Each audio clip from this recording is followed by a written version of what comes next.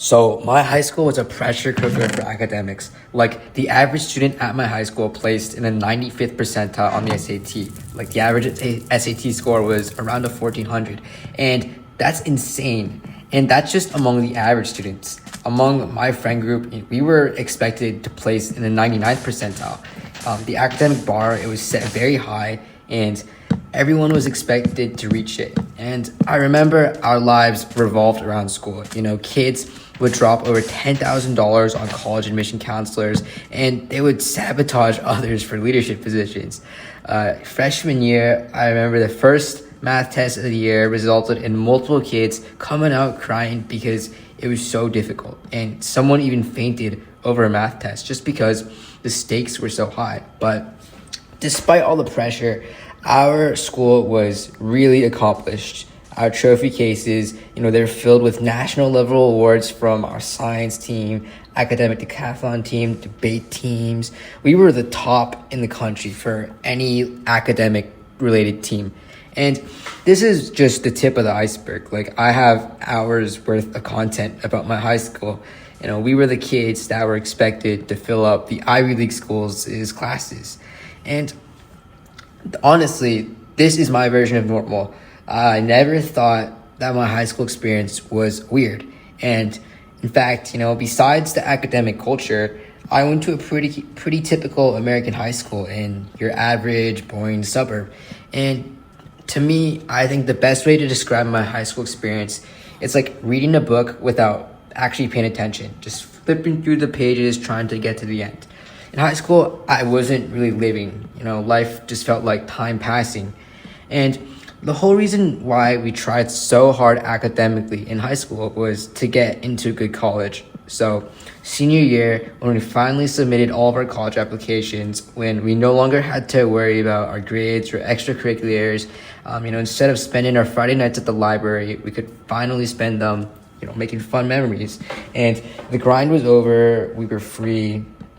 And senior year honestly was great. We had senior prank, senior assassin, prom, graduation, all your normal senior year activities. It was a blast. But the entire time, I remember I never felt any different. Life was just moving on like it normally does. And then high school ended.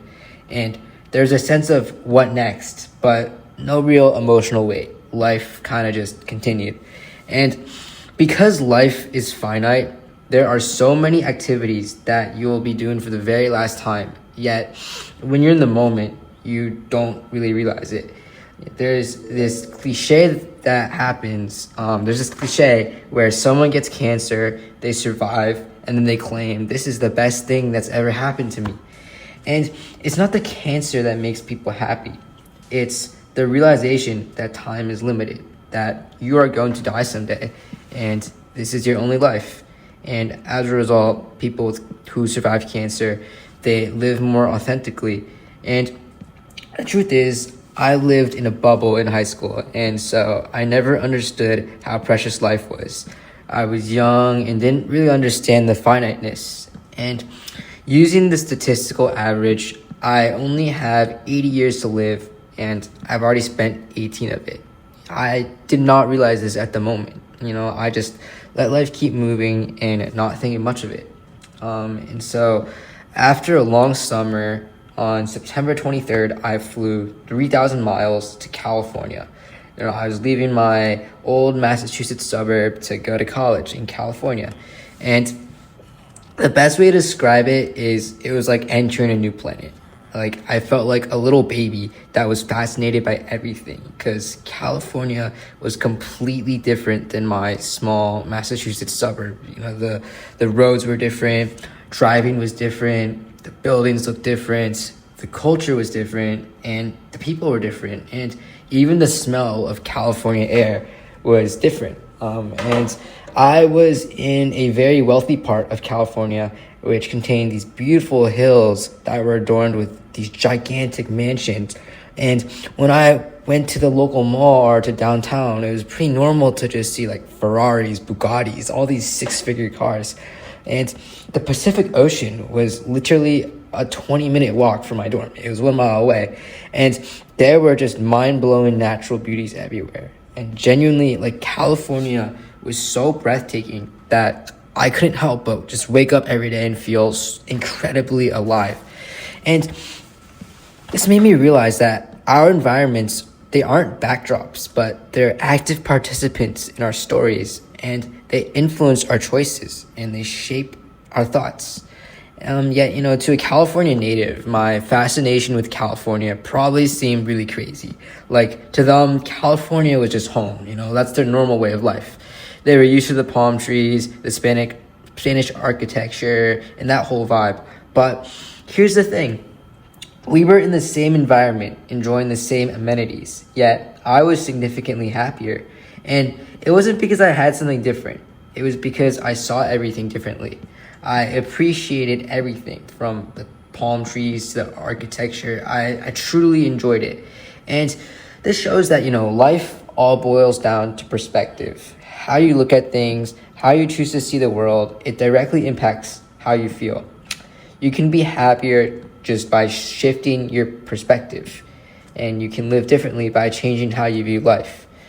For example, walking into California, I had a different mindset than I did in high school. I was in California, and so I had the mindset of living life to its fullest because I knew I was entering supposedly the best 4 years of my life, and I was in one of the finest places on earth, and this would only happen to me once. And by living life to the fullest, by living with that philosophy, I made so many great friends and memories. And, I love the ocean and late night walks to the beach. In California, it's beautiful. But there came a point where I got used to the beauty, and the breathtaking cliffs just no longer took my breath away.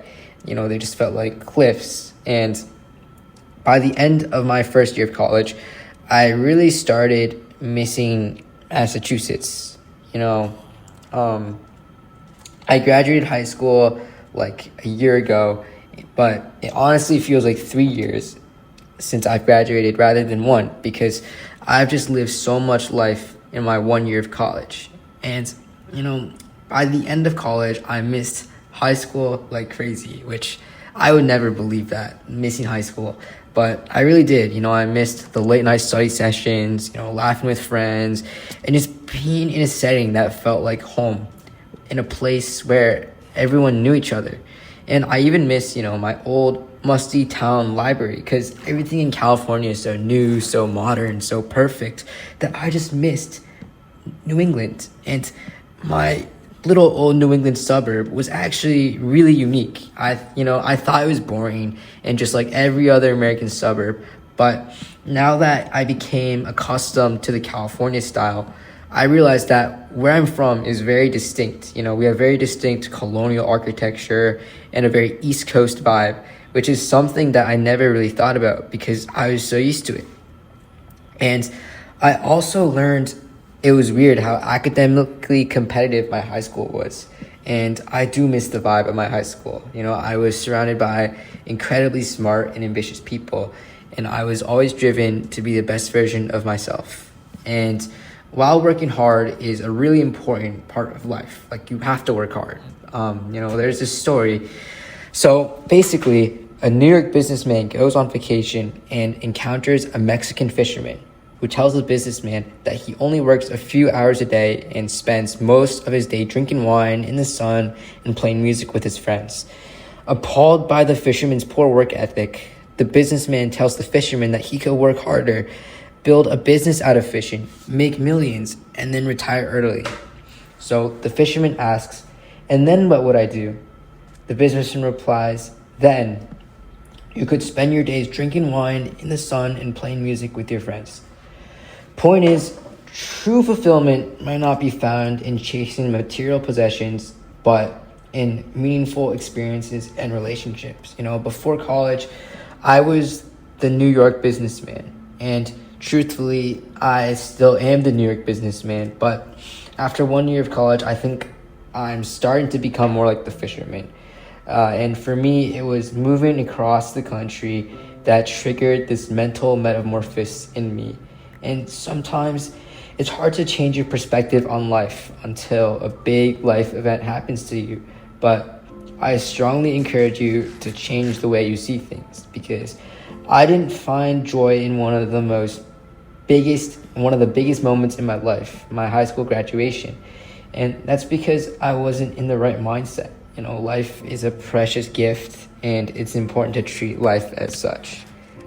That's all I gotta say. Thank you for watching.